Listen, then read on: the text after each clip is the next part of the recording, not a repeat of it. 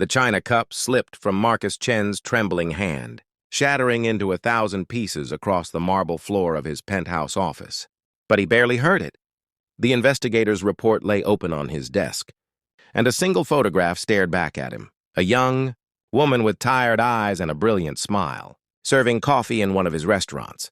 The same smile his sister had worn 20 years ago, before the world forgot her name. Marcus Chen hadn't set foot in one of his own restaurants in 5 years. Why would he? He owned 73 upscale dining establishments across North America, each generating millions in revenue. Success had its price, and his price was distance. Behind mahogany desks and computer screens, numbers made sense. People didn't. But that photograph changed everything. 3 days later, Marcus stood outside Giovanni's, his flagship restaurant in downtown Chicago, dressed in worn jeans and a second-hand jacket he'd bought that morning. His usually slicked-back hair was disheveled, and he'd skipped shaving for 3 days. The reflection in the restaurant's window showed a stranger, exactly what he intended. "You here for the dishwasher position?" The manager, Tony Rodriguez, looked him up and down with barely concealed skepticism. Marcus recognized Tony from board reports. 15 years with the company, reliable by the book. "Yes, sir." Marcus kept his eyes down, playing the part. "It's minimum wage night shift. You show up late once, you're gone. Understood?" Marcus nodded. His hands, usually soft from expensive moisturizer, would soon be raw from industrial soap and scalding water. The irony wasn't lost on him. The kitchen of Giovanni's was a different universe. The dining room glowed with crystal chandeliers and soft music, but back here, metal clanged against metal. Chefs shouted orders in 3 languages, and the heat was suffocating. Marcus took his place at the industrial sink, watching the organized chaos unfold around him. "Stack those plates properly, or they'll fire you by Tuesday," a voice said beside him. He turned to see her. The woman from the photograph. Up close, she was younger than he'd thought, maybe 25, with dark circles under her eyes that makeup couldn't quite hide. Her name tag read Sophie Miller. "Thanks," Marcus muttered, adjusting his technique. "First day?" She didn't wait for an answer, already balancing 6 plates on her arm with practiced ease. "Don't worry. The first week is hell. After that, it's just regular. Misery." She flashed that smile, the one from the photograph, and disappeared through the swinging doors. Over the next 2 weeks, Marcus learned more about his business than 5 years of profit and loss statements had taught him. He learned that the walk-in freezer's door stuck, trapping Carlos the line cook for 20 minutes last month. He learned that the staff bathroom had been broken for 6 weeks, forcing employees to use the public restroom, and explained to confused customers why they were emerging from stalls in uniform. He learned that Tony cut hours arbitrarily, leaving single mothers scrambling to cover rent. But mostly he learned about Sophie. She worked double shifts 4 days a week, her feet swollen in cheap shoes that she duct-taped together when they split. During rare breaks, she studied from worn medical textbooks, highlighting passages with a determination that made Marcus's chest ache. "You're in school?" he asked one night, scraping burnt lasagna from a pan. "Nursing program," she said, pouring herself stale coffee. "Second year?" "Only 3 more to go." The way she said it suggested she was counting down prison time, not pursuing a dream. "That's great." "My daughter thinks so." Sophie pulled out her phone, showing him a photo of a little girl with pigtails and missing front teeth. "Emma, she's 6. Wants to be a doctor when she grows up." Her voice cracked slightly. "She deserves better than this." Marcus's throat tightened. His sister had said the same thing once, working 3 jobs to support him through college. Before the accident, before he'd become too busy climbing the corporate ladder to attend her funeral. "I'm sure you're doing everything you can," he offered quietly. Sophie laughed, but there was no humor in it. "Everything I can isn't enough. Emma needs surgery, her heart valve, but my insurance doesn't cover it. They call it a pre-existing condition. Fancy words for we don't care if she lives or dies." She wiped her eyes quickly. "Sorry, you don't need to hear this." But Marcus did need to hear it. Desperately. "How much?" he asked. "What?" "The surgery. How much?" Sophie stared at him like he'd grown a second head. $85,000. "Might as well be 85 million. She stood up, throwing away her coffee. Back to work. These plates won't serve themselves. That night, Marcus lay awake in his penthouse, staring at the ceiling. The city sparkled below him, oblivious to the woman working herself to death 4 miles away. He could write a check, simple, easy. But something held him back. He needed to understand more. He needed to understand why no one had told him. Why his managers never reported that employees were struggling. Why the system he'd built had allowed this to happen. The answer came the following week. Marcus was hauling trash to the dumpster when he heard voices from Tony's office. The door was ajar. "Please, Tony, just 2 more hours on Thursday. Emma has a doctor's appointment, and the babysitter charges extra." "Can't do it, Sophie. Corporate's on us about labor costs. Chen's people are breathing down my neck. About keeping wages under 30% of revenue." Marcus froze. "I'll work through my break." "I won't clock the extra time." "No can do. It's policy. Take it or leave it." There was a long silence.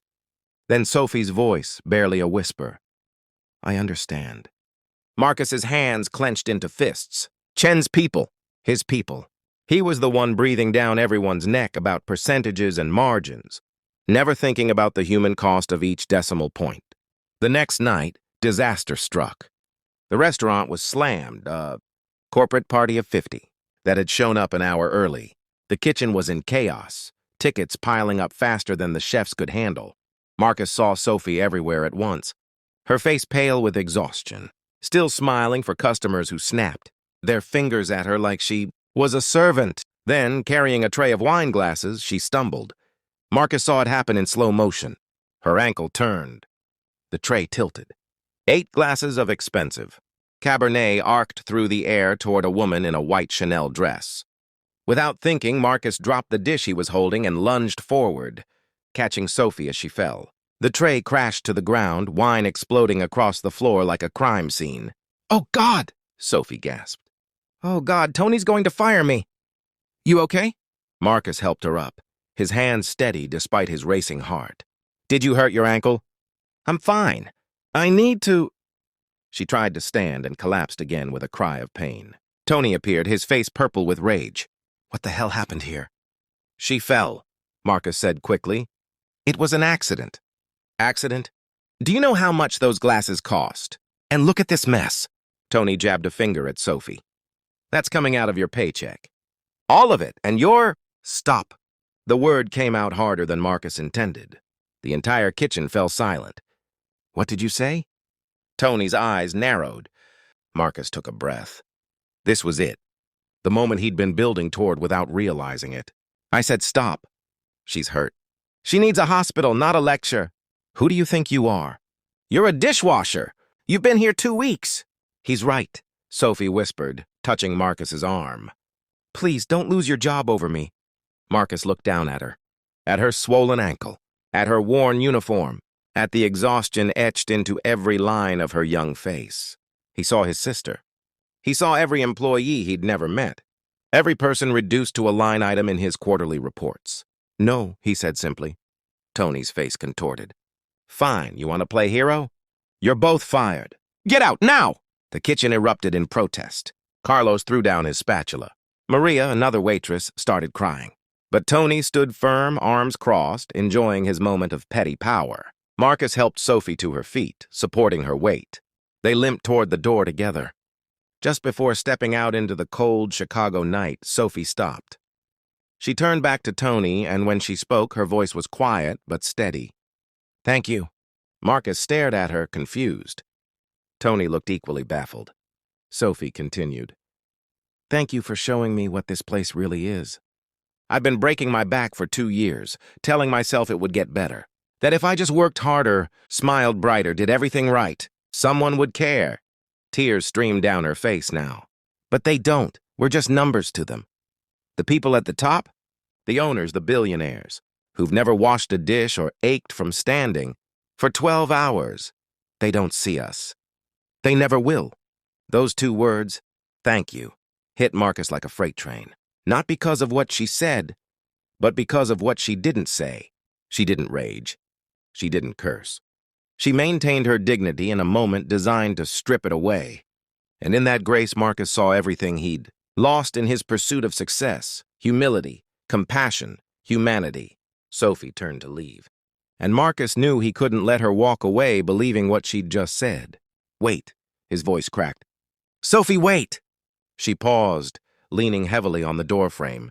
Marcus pulled off his baseball cap, ran his hand through his hair. And when he looked up, his eyes, the eyes that had stared out from Forbes covers and business magazines, were visible for the first time. Sophie gasped. Carlos dropped a pan. Maria's hand flew to her mouth. "My name is Marcus Chen," he said quietly. "And I own this restaurant. I own all of them." The silence was deafening. "I came here because I forgot something important. I forgot that behind every number in my reports is a person, a life, a story." He looked around the kitchen at the faces staring at him in shock. "I forgot that my success was built on your sacrifice. And I'm sorry. I'm so deeply sorry." Tony had gone white as a sheet. Marcus turned to him. "You're right. I've been breathing down everyone's neck about labor costs. I've created a system where good managers feel like they have to choose between compassion and keeping their jobs. That ends today." He pulled out his phone. "I'm calling an emergency board meeting for tomorrow morning. We're restructuring.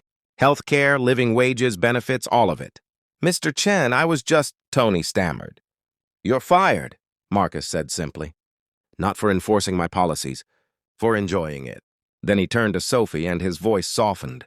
"Your daughter's surgery, it's covered. Full medical benefits for all employees, retroactive, starting today. And I'd like to offer you a position in our new employee advocacy department, if you'll have it." Sophie was crying too hard to speak. She managed 2 words through her tears, but this time they were different. "Thank you." 6 months later, Marcus stood in the kitchen of the newly renovated Giovanni's, watching Sophie train new hires on the importance of dignity and service, both giving it and receiving it. Emma's surgery had been successful. The little girl with pigtails had a future now, and Sophie had started nursing school full-time. The restaurant was less profitable now. Margins were tighter. Wall Street analysts had questioned his dramatic policy changes. But every evening, when Marcus put on an apron and spent a few hours washing dishes, alongside his employees, he felt something he hadn't felt in years: human. The china cup that had shattered in his penthouse was never replaced. Instead, Marcus kept the pieces in a box on his desk, a reminder that sometimes things need to break before they can be rebuilt into something better, something true.